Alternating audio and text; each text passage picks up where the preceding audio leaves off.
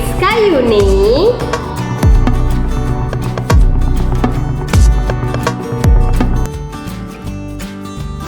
Hai halo, pernah nggak sih kalian kepikiran kenapa sabun yang kamu pakai, biskuit yang kamu makan, bahkan lipstik yang kamu olesin ke bibir bisa jadi semuanya punya satu bahan yang sama. Dan lucunya, bahan itu datangnya dari pohon sawit yang tumbuhnya di Indonesia. Tapi tunggu, yang bikin makin menarik, negara besar seperti India ternyata ngiler juga sama si emas cair dari Indonesia ini. Kenapa ya? Apa itu sawit dan kenapa penting? Oke, sebelum kita bongkar rahasia dapur perdagangan antara India dan Indonesia, kita harus kenalan dulu nih sama si bintang utama kita hari ini, minyak sawit alias palm oil. Minyak sawit ini bukan minyak sembarangan loh, dia itu super serbaguna. Bisa buat masak, bisa buat sabun, kosmetik, margarin, bahkan bahan bakar biodiesel. Pokoknya dia tuh kayak artis multi talent di dunia minyak-minyakan. Dan faktanya, Indonesia itu rajanya minyak sawit dunia. Produksi kita nyaris 50 juta ton per tahun. Gila nggak tuh? India dan ketagihan minyak sawit Indonesia. Nah, sekarang masuk ke pertanyaan besar. Kenapa India sampai bela-belain impor minyak sawit dari Indonesia? Jawabannya, karena India itu pengguna minyak sawit terbesar kedua di dunia. Iya, kedua, tepat setelah Indonesia sendiri. Populasi mereka segede itu, kebutuhan pangan dan industrinya juga luar biasa.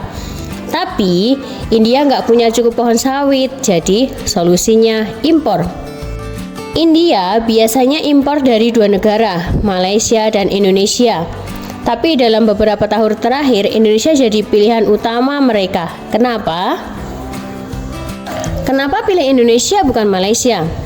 Ada beberapa alasan. Pertama, harga Indonesia biasanya bisa jual lebih murah karena produksinya besar dan efisien. Kedua, faktor politik. Sempat agak renggang beberapa tahun lalu gara-gara komentar politik yang sensitif.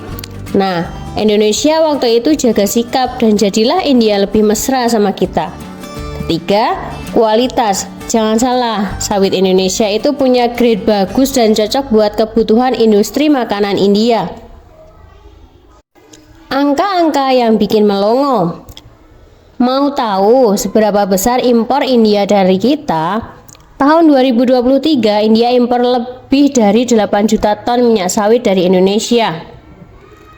Angka itu bikin India jadi salah satu pembeli terbesar kita. Dan nilainya tembus miliaran dolar. Duit gede bro.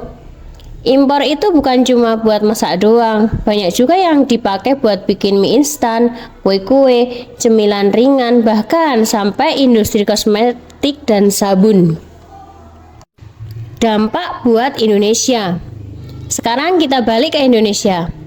Buat kita, ekspor sawit ke India itu penting banget. Soalnya industri sawit ini ngasih kerja ke jutaan orang. Dari petani kecil sampai pekerja pabrik. Dan kalau India stop beli sawit kita, waduh, bisa kelabaan ekonomi kita. Harga sawit bisa anjlok dan dampaknya nyebar kemana-mana. Makanya hubungan dagang sama India ini ibarat jodoh yang harus dijaga. Tapi bukan berarti tanpa tantangan ya. Tantangan dan isu lingkungan. India emang suka, tapi mereka juga mulai cerewet, bukan tanpa alasan. Dunia makin peduli sama isu lingkungan. Nah, sawit sering dikaitin sama deforestasi, kebakaran hutan, dan kerusakan ekosistem. India mulai banyak minta sawit yang punya sertifikasi hijau kayak ISPO atau RSPO. Artinya proses produksinya harus ramah lingkungan. Kalau nggak bisa dikucilkan dari pasar internasional. Jadi tantangannya sekarang gimana caranya Indonesia tetap jadi penyuplai utama tapi juga tetap ramah lingkungan. Fakta unik dan nggak banyak orang tahu. Ada satu hal yang menarik nih. Tahu nggak kalau banyak restoran India terutama yang jual makanan vegetarian suka banget sama minyak sawit karena dia non hewani? Artinya cocok buat para vegetarian atau vegan. Jadi sawit ini tuh udah kayak bahan rahasia di dapur-dapur India. Bahkan, beberapa perusahaan besar makanan India kayak produsen biskuit atau keripik kentang punya kontrak khusus sama supplier sawit dari Sumatera dan Kalimantan. Apa yang terjadi selanjutnya?